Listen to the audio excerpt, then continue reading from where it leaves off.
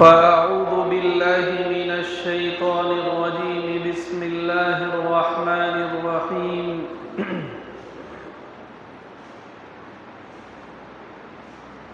يا أيها الناس اتقوا ربكم الذي خلقكم من نفس واحدة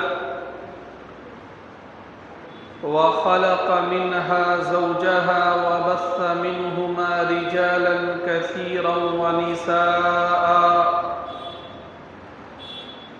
واتقوا الله الذي تساءلون به والأرحام إن الله كان عليكم رقيبا.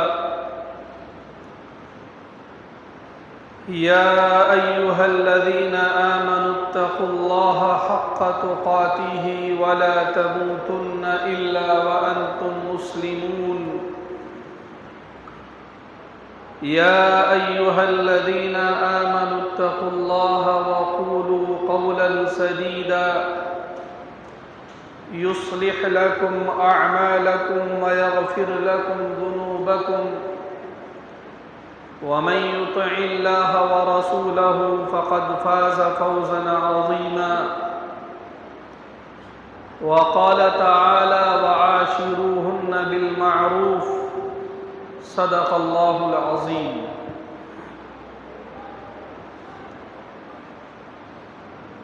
وقال النبي صلى الله عليه وسلم استوصوا بالنساء خيرا او كما قال صلی اللہ علیہ وسلم.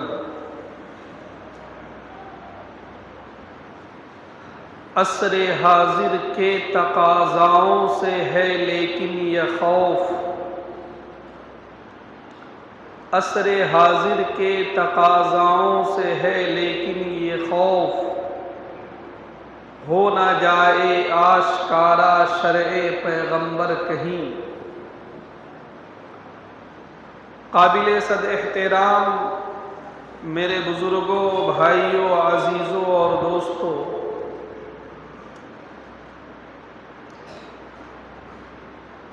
ہم سب لوگ جس دین اور مذہب کے پابند ہیں وہ ایک کامل اور مکمل دین اور مذہب ہے.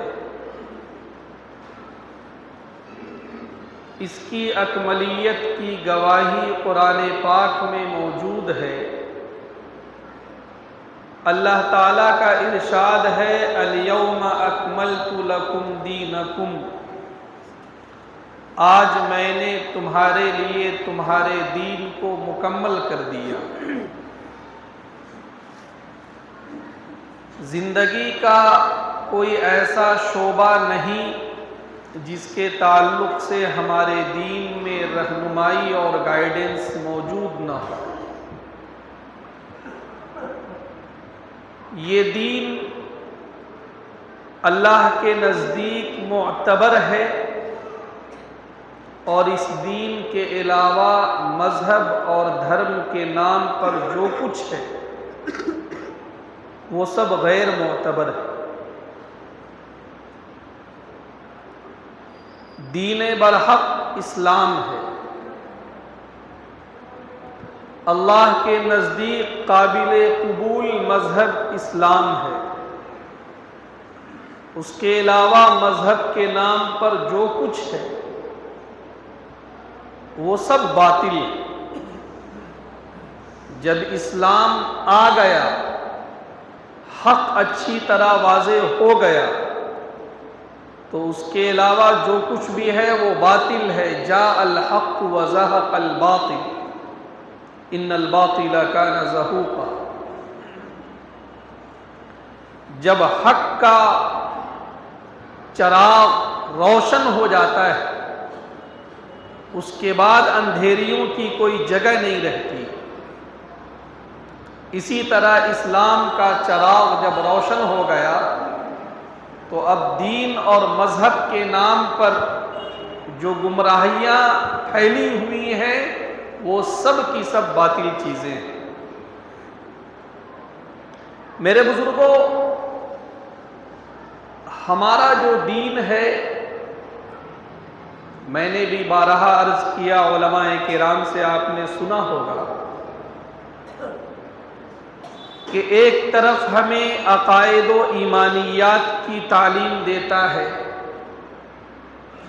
عبادات کے طریقے سکھاتا ہے، اخلاق کے اصول بتاتا ہے، معاملات کی شکلیں سمجھاتا ہے، سیاست کیسے کرنی ہے یہ بتاتا ہے، اللہ سے تعلق کیسے قائم ہونا ہے یہ بتاتا ہے، بندوں سے تعلقات کیسے استوار ہونے ہیں یہ بتاتا ہے۔ مختصر یہ کہ کوئی شعبہ ایسا نہیں ہے جس کے تعلق سے ہمارے دین میں رہنمائی موجود نہ ہو۔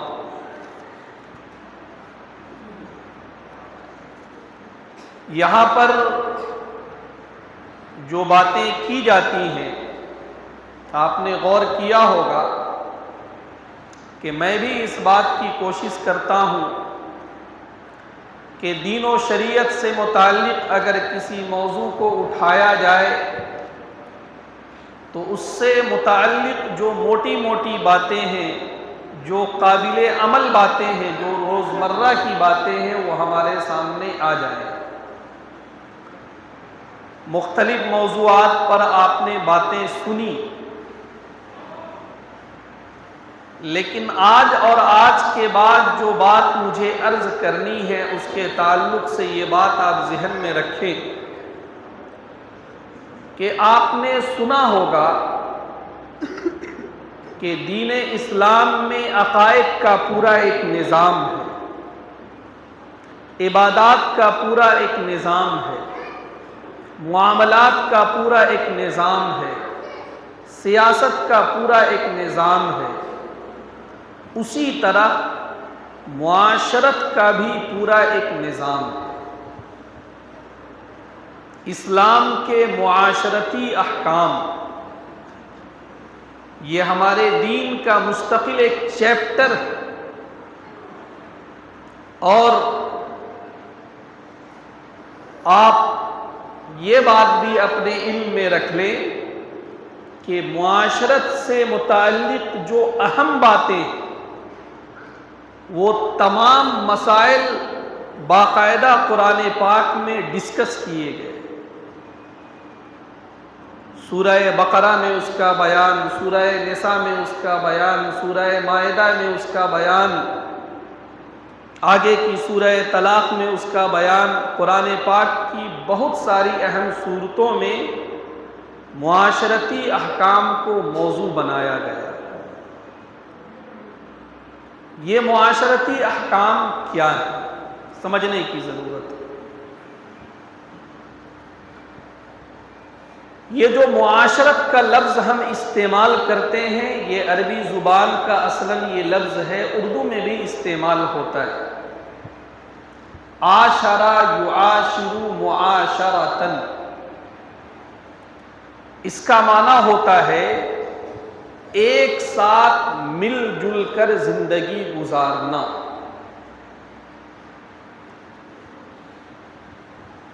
اب ایک ساتھ مل جل کر زندگی گزارنے کی کیا نوعیتیں ہیں؟ ایک ساتھ جن لوگوں کے ساتھ مل جل کر ہم زندگی گزارتے ہیں ان کے تعلق سے ہمیں کن باتوں کا خیال رکھنا ہے تاکہ ہماری زندگی بھی خوشگوار ہو اور اگلے کی زندگی بھی پرسکون ہو۔ انشاءاللہ اللہ نے چاہا تو بات آپ کے سامنے تفصیل سے عرض کی جائے گی، لیکن میں تمہیداً ایک بات یہ عرض کرنا چاہتا ہوں کہ یہ جو معاشرت یا معاشرہ ہے، آپ جانتے ہیں معاشرے کا لفظ بھی اردو میں استعمال ہوتا ہے جو کہ سماج اور سوسائٹی کے معنی میں استعمال ہوتا ہے، اور سماج اسے ہی کہتے ہیں، سوسائٹی اسے ہی کہتے ہیں جہاں پر لوگوں کی ایک بڑی جماعت ایک ساتھ رہتی ہو۔ تو یہ جو سماج، سوسائٹی اور معاشرہ ہے یہ تو بعد میں وجود میں آتا ہے، اس سماج اور سوسائٹی اور معاشرے سے پہلے خاندان وجود میں آتا ہے۔ جب کئی خاندان جمع ہوتے ہیں تب ایک معاشرہ اور سماج اور سوسائٹی بنتا ہے۔ لیکن اب ہمیں اس پر بھی غور کرنا ہے کہ ایک خاندان کیسے وجود میں آتا ہے۔ تو ظاہر سی بات ہے، اس کا جواب یہی ہے کہ اگر آپ اس کائنات کی ابتدا سے لیں یا درمیان سے لیں، جہاں پر بھی آپ غور کریں گے تو آپ کو یہ بات سمجھ میں آئے گی کہ ایک مرد اور ایک عورت جب صحیح بنیادوں پر وہ جمع ہوئے، اللہ اور اس کے رسول کا نام لے کر ان لوگوں نے آپس میں ایک رشتہ قائم کیا، اور یہ رشتہ جب آگے بڑھا تو ان کے بچے ہوئے، جب وہ اور آگے بڑھا ان کے بچے ہوئے، جب وہ اور آگے بڑھا ان کے بچے ہوئے، پورا ایک خاندان وجود میں آ گیا۔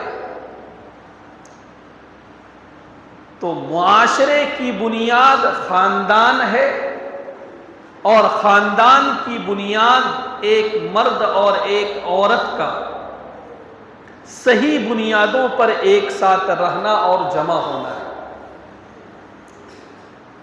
ہم اس کائنات کی ابتدا کو جب ہم لیتے ہیں تو ہم یہ غور کرتے ہیں کہ اللہ سبحانہ و تعالی نے اس کائنات کو جو بسایا،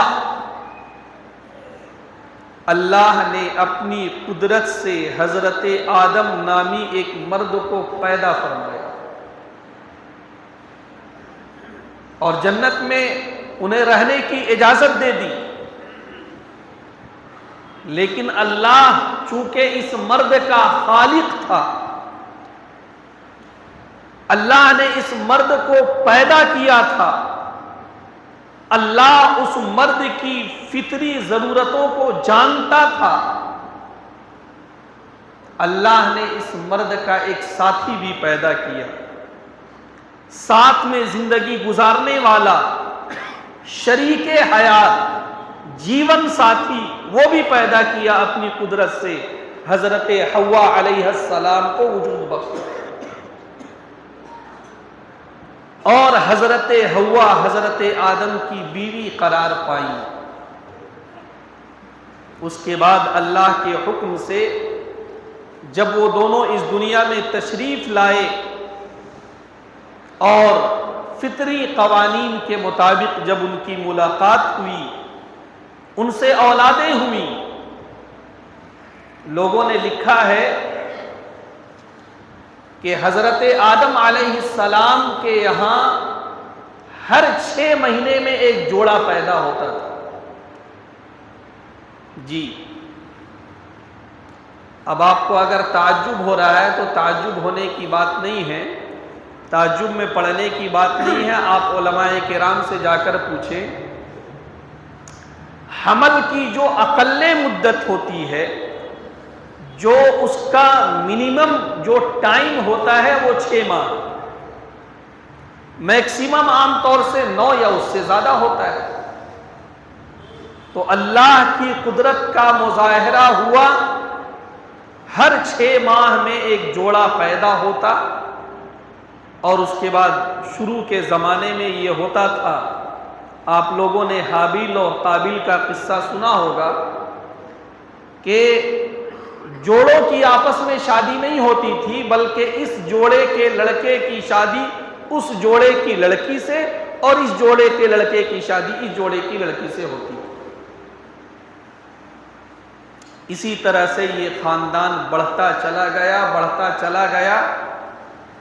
آج دیکھیے پوری کائنات میں یہ جو اربوں خربوں کی آبادی ہے، وہ چاہے گورے دکھتے ہوں یا کالے دکھتے ہوں یا مٹیالے دکھتے ہوں، وہ تمام کے تمام حضرت آدم علیہ السلام کی اولاد ہے، اس میں کوئی شک نہیں۔ تو میرے بزرگوں، میں نے عرض کیا کہ معاشرہ بعد میں وجود میں آتا ہے، خاندان بعد میں وجود میں آتا ہے، جب ایک مرد اور ایک عورت وہ اللہ کا نام لے کر صحیح بنیادوں پر جمع ہوتے ہیں اور ساتھ میں زندگی گزارتے ہیں، اس سے ایک خاندان وجود میں آتا ہے، اور یہی خاندان جب بڑھتا ہے تو ایک معاشرہ بنتا ہے۔ اب یہ جو پورا سلسلہ ہے، ہر سلسلے کے تعلق سے اللہ کے یہاں احکام موجود ہیں کہ ایسا نہیں ہے کہ مرد و عورت بس مل جائیں بغیر کسی اصول کے، بغیر کسی پابندی کے، اور اپنی جنسی خواہش کی تکمیل کر لیں۔ ایسا نہیں، یہ مرد و عورت جو ملیں گے اس کی بھی ایک پوری ترتیب ہے، اسی ترتیب کا نام نکاح ہے۔ اس کے بعد ایسا نہیں ہے کہ ان دونوں کے ذہن میں بس یہ ہو کہ صاحب مجھے اپنی جنسی خواہش پوری کرنی ہے، بس نہیں، عورتوں کے حقوق بیان کیے گئے اور ان کی ذمہ داریاں بھی بتائی گئیں، مردوں کے بھی حقوق بیان کیے گئے اور ان کی ذمہ داریاں بھی بتائی گئیں، اس لیے کہ رشتہ نکاح کے ذریعے سے صرف ایک ضرورت کی تکمیل نہیں ہونا ہے، بلکہ ایک بہت بڑا مقصد ہے، آنے والے مستقبل کی تیاری ہے، آنے والا جو فیوچر ہے، فیوچر میں جو لوگ کمان سنبھالنے والے ہیں ان کو تیار کرنا ہے، اور سب سے بڑا فیوچر جو آخرت ہے، آخرت میں یہ بچے کامیاب ہوں، اس کے لیے بنیادی طور پر تربیت دینی ہے۔ یہ ساری ذمہ داریاں ہیں ایک ماں باپ کی۔ انشاءاللہ تفصیل کے ساتھ ساری باتیں آپ کے سامنے عرض کی جائیں گی، لیکن یہاں پر آگے بڑھنے سے پہلے ایک نقطہ میں عرض کرتا چلوں کہ یہ جو مرد و عورت ہے، مرد بھی اللہ کی مخلوق، عورت بھی اللہ کی مخلوق، اس میں کوئی شک نہیں۔ مرد کو بھی اللہ نے پہلے مرد کو اپنی قدرت سے پیدا فرمایا، اور پہلی عورت کو بھی اللہ نے اپنی قدرت سے پیدا فرمایا۔ جی،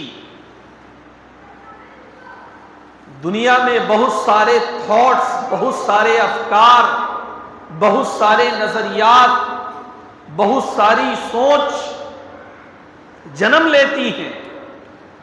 اس درمیان میں ہمیں یہ سمجھنا چاہیے کہ ہمارا مذہب اور ہمارا دین ہمیں کیا سوچ دیتا ہے۔ دنیا میں ایک سوچ، ایک فکر یہ ڈیولپ کی گئی کہ مرد و عورت بالکل برابر، ہر اعتبار سے برابر، ان میں کوئی فرق نہیں ہے۔ اگر کوئی فرق کی بات کرتا ہے تو وہ ظلم کرتا ہے۔ بظاہر سننے میں یہ تو بڑے اچھے الفاظ ہیں، بڑے اچھے جملے ہیں، لیکن تھوڑا سا اس کی گہرائی میں بھی جانا ہے کہ ان جملوں کو استعمال کرتے ہوئے یہ جو صنف نازک ہے، یہ جو عورت ہے، اس کے اوپر کس طرح سے ظلم کیا گیا، کس طرح اس کے اوپر ضرورت سے زیادہ بوجھ ڈال دیا گیا، کس طرح اسے غلط فہمی میں رکھا گیا کہ صاحب تم آزاد ہو، لیکن حقیقی معنی میں اسے غلام بنا دیا گیا۔ میرے بزرگوں، ایک موٹی سی بات میں عرض کرتا ہوں کہ اگر کوئی سر سے پیر تک مرد کو دیکھے اور کوئی سر سے پیر تک عورت کو دیکھے پھر بھی یہ کہے کہ دونوں برابر ہیں، یہ بے وقوفی کی اعلیٰ مثال ہے۔ مرد کا جو جسمانی ساخت ہے، مرد کا جو باڈی اسٹرکچر ہے، اس میں ایک طرح کی مضبوطی ہے، اس میں ایک طرح کی صلابت ہے، اس میں ایک طرح کی برداشت کرنے کی صلاحیت ہے، لیکن عورتوں کا جو باڈی اسٹرکچر ہے وہ ایسا نہیں ہے. اس کے اندر کمزوری ہے، اس کے اندر نزاکت ہے، وہ ضرورت سے زیادہ بوجھ برداشت کرنے کی صلاحیت اس کے اندر نہیں ہے. اور کسی کا دل چاہے، جو لوگ بایولوجی پڑھتے ہیں، جو لوگ انسانی جسم پر ریسرچ کرتے ہیں، ان کی تحقیقات آپ پڑھ لیں تو یہ کہنا کہ صاحب دونوں ہر اعتبار سے بالکل برابر ہیں، نہیں. اگر دونوں ہر اعتبار سے بالکل ہی برابر ہوتے تو کیا ضرورت تھی مرد نامی الگ مخلوق پیدا کرنے کی اور عورت نامی الگ مخلوق پیدا کرنے کی؟ کوئی ضرورت نہیں تھی. کوئی ایک نام کی ایک مخلوق پیدا کر دی جاتی. اللہ نے دو مخلوق جوڑے پیدا کی. یقیناً انسان ہونے کی حیثیت سے دونوں برابر، لیکن پیدائشی اور فطری اعتبار سے دونوں میں تھوڑا سا فرق ہے، اور اس فرق کو تسلیم کیا جانا چاہیے، اور اس کو تسلیم کرنے کے بعد ہی اس کے اوپر فرائض اور واجبات اور دیگر ذمہ داریاں ڈالی جانی چاہیے. آگے بڑھنے سے پہلے میں یہ بات عرض کروں کہ جس سماج اور سوسائٹی میں اس فکر کو ڈیولپ کیا گیا، آپ وہاں پر جا کر عورتوں کا حال دیکھیں. یہ فکر دی گئی کہ صاحب عورتیں بھی برابر مردوں کے. کیا مطلب؟ مرد اگر پیسہ کما رہے ہیں، عورتوں کو بھی پیسہ کمانا چاہیے.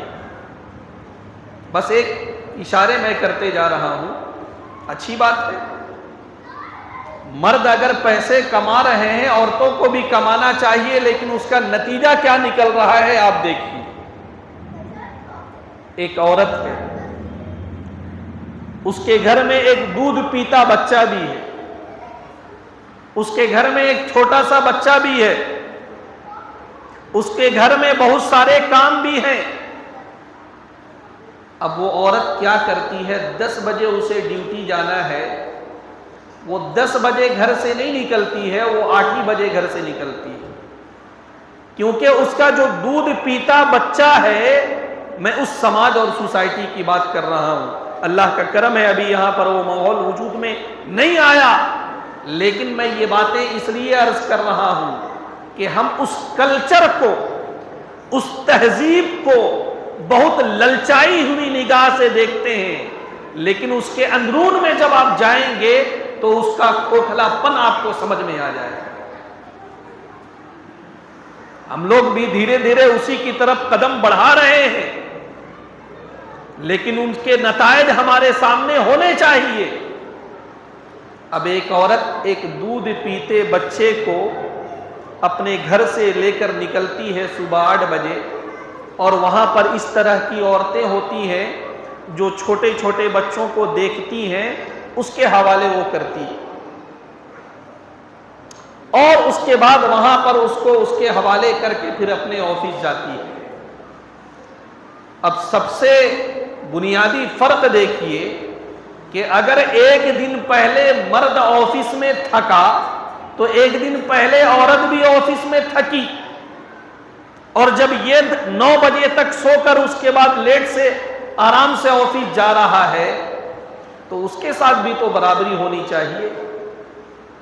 لیکن اسے صبح اٹھ کے گھر کا سارا کام بھی کرنا ہے، وقت سے پہلے اپنے بچے کو بیبی کیئر سینٹر جو ہے اس کے حوالے بھی کرنا ہے، اور اس کے بعد صاحب آفس بھی جانا ہے.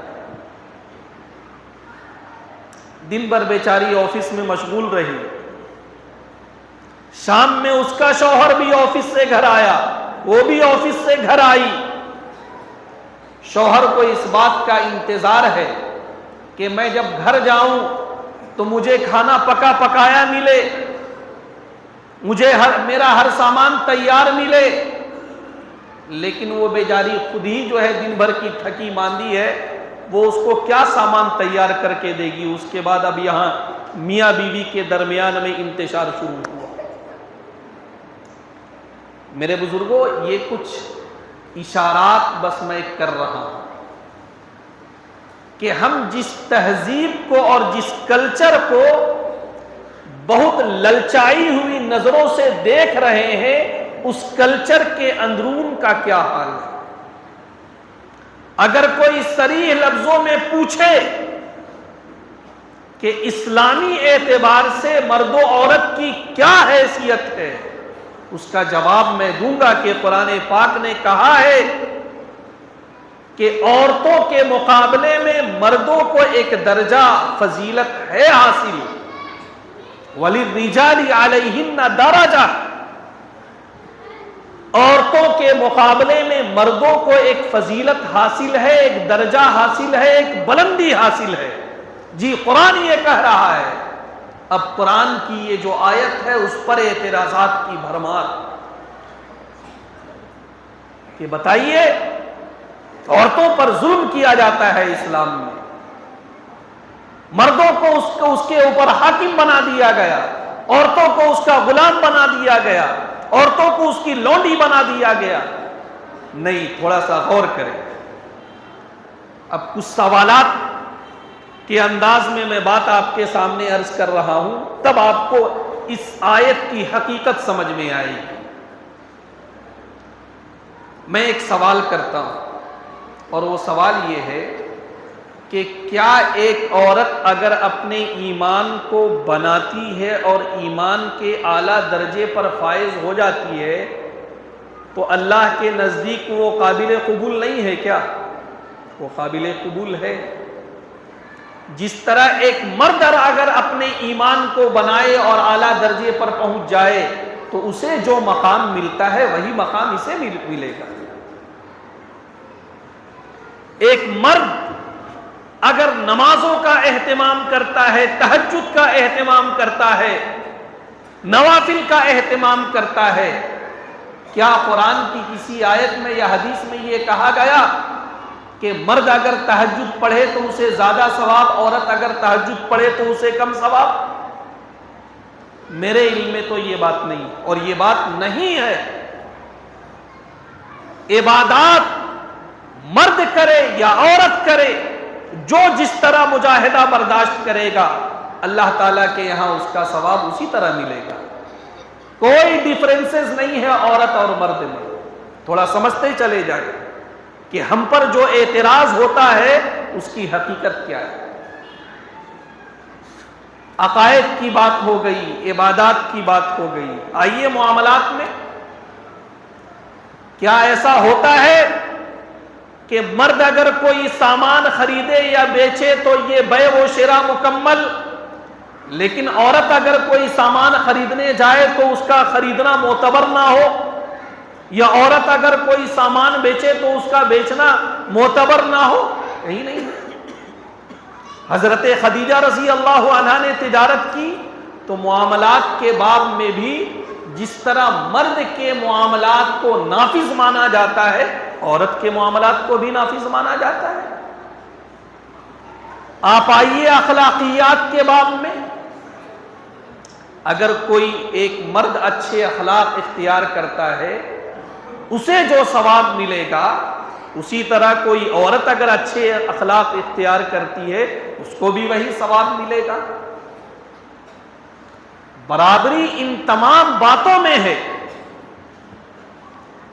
تو آپ بھی کہیں گے کہ پھر قرآن کی وہ جو آیت ہے لِلرِّجَالِ عَلَيْهِنَّ دَرَجَةٌ، اس کا پھر کیا مطلب ہوا؟ اسی مطلب کو سمجھانے کے لیے میں نے یہ ساری باتیں عرض کی ہیں۔ میرے بزرگوں، ایک بات یاد رکھیں کہ دنیا کا کوئی بھی ادارہ ہو، دنیا کا کوئی بھی انسٹیٹیوشن ہو، کوئی بھی انتظامی ڈھانچہ ہو، وہاں پر کسی نہ کسی ایک آدمی کو ذمہ دار بنانا پڑتا ہے۔ اگر وہاں پر 2 یا 4 ذمہ دار بنائے گئے، وہ سسٹم، وہ مینجمنٹ، وہ نظام، وہ ڈھانچہ کبھی ترقی نہیں کر سکتا ہے۔ آپ چھوٹے سے چھوٹا انتظامی ڈھانچہ لے لیجئے اور بڑا سے بڑا آپ انتظامی ڈھانچہ لے لیجئے، ایک کمپنی ہے،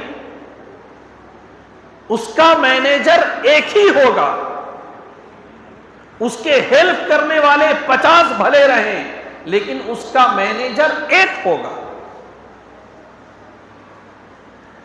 آپ کوئی اسکول کی مثال لے لیں، ایسا نہیں ہے کہ کئی پرنسپل، نہیں، پرنسپل ایک، وائس پرنسپل چاہے آپ 10 رکھ لیں۔ آپ اگر ملکی انتظام کی بات کریں، اسٹیٹ کے انتظام کی بات کریں، وزیر اعلیٰ ایک ہی ہوگا، وزیر اعظم ایک ہی ہوگا، صدر ایک ہی ہوگا، گورنر ایک ہی ہوگا۔ کہیں پر بھی اگر کوئی انتظامی ڈھانچہ ہے، اس انتظامی ڈھانچے کی انتہا ایک آدمی پر ہوگی۔ اگر وہ 2 ہوا، وہ انتظامی ڈھانچہ بالکل نہیں چل سکتا ہے۔ اب اگر یہ بات آپ کے سمجھ میں آ گئی تو یہ بات سمجھیں کہ یہ جو گھر ہے، یہ جو خاندان ہے، یہ جو ایک ساتھ مل جل کر رہنا سہنا ہے، یہاں پر بھی مینجمنٹ کی ضرورت ہوتی ہے، یہاں پر بھی انتظام و انصرام کی ضرورت ہوتی ہے۔ اب جب انتظام و انصرام کی بات یہاں پر آ گئی تو صرف اس باب میں کہا گیا، صرف اس باب میں کہا گیا، صرف اس ڈپارٹمنٹ میں کہا گیا کہ نہیں، خاندان کا جو نظام چل رہا ہے، خاندان کا جو سسٹم چل رہا ہے، جو خاندانی اسٹرکچر ہے، اس اسٹرکچر میں مرد کی حیثیت حاکم کی ہے، مینیجر کی ہے، اور اس کی بات آخری بات مانی جائے گی۔ یہ غلط ہے کہ مردوں کو حاکم بنا دیا گیا اور عورتوں کو لونڈی اور غلام بنا دیا گیا۔ کس نے کہا؟ خاندانی معاملات میں بھی کہا گیا کہ عورت مشورہ دے سکتی ہے، خاندانی مسائل میں وہ مشورہ دے سکتی ہے، لیکن ظاہر سی بات ہے کہیں نہ کہیں ایک فیصل کی، ایک مینیجر کی ضرورت پڑتی ہے، اور مرد کی وہی حیثیت ہے، اور کوئی مسئلہ نہیں ہے۔ للرجال علیہن درجہ کا مطلب یہ نہیں ہے کہ مردوں کے ہاتھ میں کوڑا دے دیا گیا اور یہ کہہ دیا گیا صاحب کہ عورت اگر چوں بھی کرے تو کوڑے کی بارش کر دو، یہ مطلب نہیں۔ الرجال قوامون علی النساء، مرد عورتوں پر نگراں ہیں، اس کا مطلب یہی ہے۔ ایک خاندانی سسٹم کو چلانے کے لیے ایک حاکم کی ضرورت ہے، ایک مینیجر کی ضرورت ہے، مرد کی وہ حیثیت ہمیشہ رہے گی۔ تو میرے بزرگوں، یہ جو ایک غلط فہمی ہمارے دین، ہمارے مذہب اور ہماری شریعت کے تعلق سے پھیلایا گیا کہ صاحب یہاں پر ظلم ہوتا ہے، عورتوں کو حاکم مانا جاتا ہے، اور یہ مردوں کو حاکم مانا جاتا ہے، عورتوں کو غلام اور باندی مانا جاتا ہے، ایسا کچھ نہیں ہے۔ آپ عقائد کے باب میں دیکھیے، کوئی عورت ایمان کے اعلیٰ معیار پر پہنچ جائے، بلکہ قرآن کی آیت یہ کہہ رہی ہے کہ ایمان کی مثال اگر سیکھنا ہو تو فرعون کی بیوی کے ایمان کو دیکھا جائے اور مریم بنت عمران کے ایمان کی مثال کو دیکھا جائے۔ ان تمام معاملات میں کوئی فرق نہیں ہے، جو جتنی محنت کرے گا، چاہے وہ مرد ہو یا عورت، اللہ کا وہ اتنا تقرب حاصل کرے گا۔ لیکن انتظامی اعتبار سے جو ضرورت ہے، اس ضرورت کے پیش نظر یہ بات کہی گئی کہ وَلِلرِّجَالِ عَلَيْهِنَّ دَرَجَةٌ۔ خیر، میں یہ عرض کر رہا تھا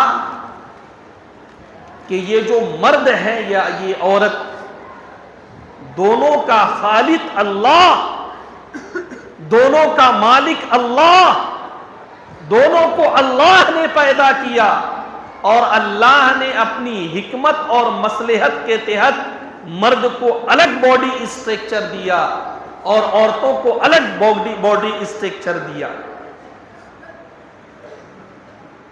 آگے بڑھنے سے پہلے یہ بات بھی ہمارے ذہن میں رہے، اللہ ہم سب کو معاف کرے، کہ اب تو صاحب مردوں میں بھی نسوانیت آنے لگی۔ جس طرح عورتوں کو صاحب پسند ہے اپنے آپ کو بنانا، سنوارنا، یہ کرنا، وہ کرنا، اب ہم بھی بہت سارے میک اپ کے عادی ہو گئے۔ اب ہمارا بھی فیس میں فیشیل ہو رہا ہے، اب ہم بھی بہت ساری عادتوں کے عادی ہو گئے۔ نہیں میرے بزرگوں، ایک مرد کو مرد کی طرح رہنا چاہیے، ایک مجاہد کی طرح رہنا چاہیے۔ یہ سب سجنا سنورنا ٹھیک ہے، اپنے آپ کو ٹھیک رکھا جائے، سر میں کنگھی کیا جائے، چہرے کو صاف رکھا جائے، کپڑا اچھا پہنا جائے، اس سے کوئی بحث نہیں ہے۔ لیکن یہ کون سی بات ہوئی کہ شادی میں جانے سے پہلے جس طرح عورتوں کو 5 گھنٹے لگتے ہیں آپ کو بھی 5 گھنٹے لگ رہے ہیں؟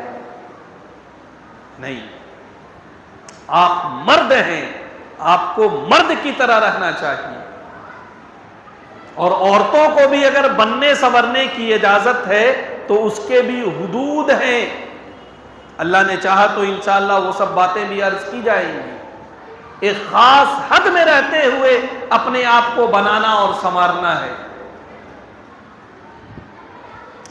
تو مرد بھی اللہ کی مخلوق، عورت بھی اللہ کی مخلوق، اور اللہ نے دونوں کو الگ الگ جو پیدا کیا اپنی خاص حکمت کے تحت پیدا کیا، کیونکہ مردوں کے اوپر الگ طرح کی ذمہ داریاں آنی ہیں اور عورتوں کے اوپر الگ طرح کی ذمہ داریاں آنی ہیں۔ اب یہی مرد و عورت جائز طریقے سے جب ان کا تعلق بنتا ہے تو اسی تعلق کا نام نکاح ہے۔ آپ جان رہے ہیں کہ ابھی درمیانی موسم چل رہا ہے، نہ زیادہ گرمی ہے نہ زیادہ سردی ہے، شادیوں کا ایک دور چل رہا ہے۔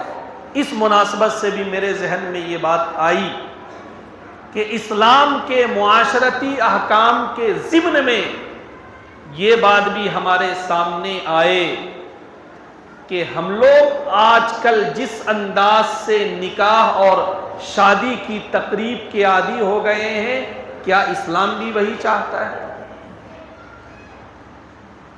انشاءاللہ ایک ایک چیز پر بات ہوگی، لیکن یہ بات یاد رکھیں کہ ابھی جس انداز سے ہم لوگ شادی بیاہ کر رہے ہیں، 90% ان میں جو اعمال ہو رہے ہیں وہ سب ہمارے اپنے من کے گڑھے ہوئے ہیں، وہ سماج اور سوسائٹی یا پرانی روایتوں کا نتیجہ ہے، دین سے، اسلام سے اس کا کوئی تعلق نہیں۔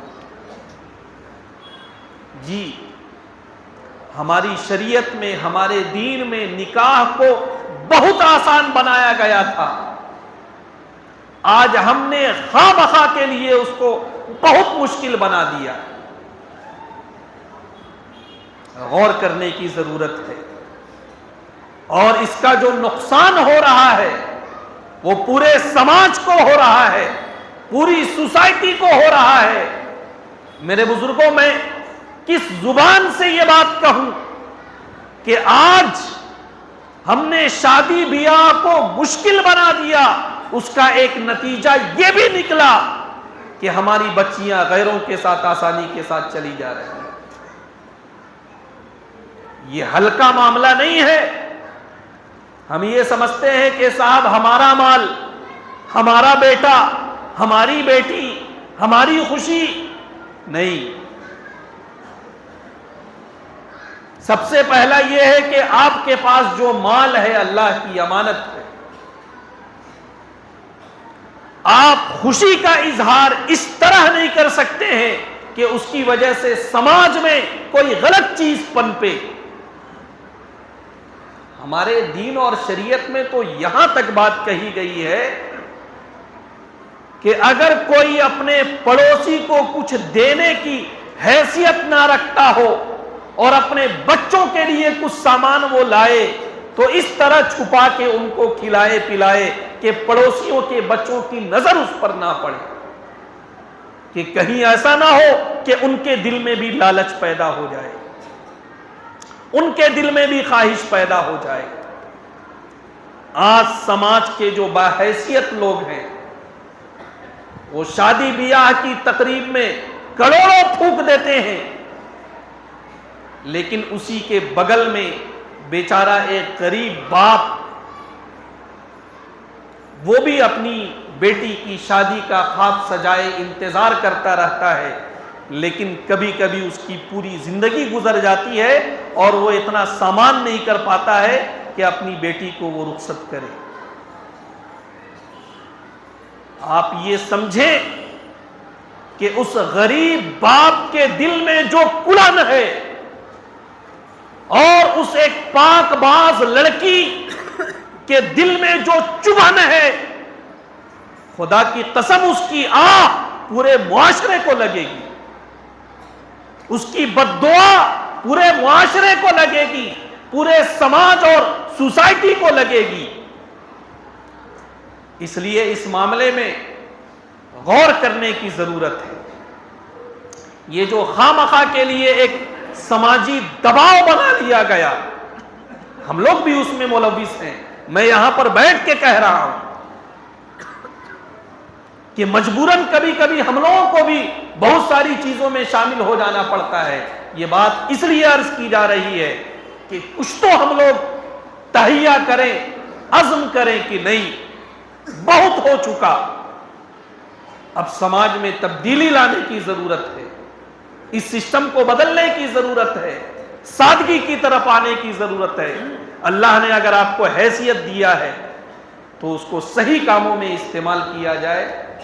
اللہ سے دعا کریں کہ جو باتیں عرض کی گئی ہیں اللہ ہمیں ان باتوں پر عمل کی توفیق سے نوازے، آمین۔ وآخر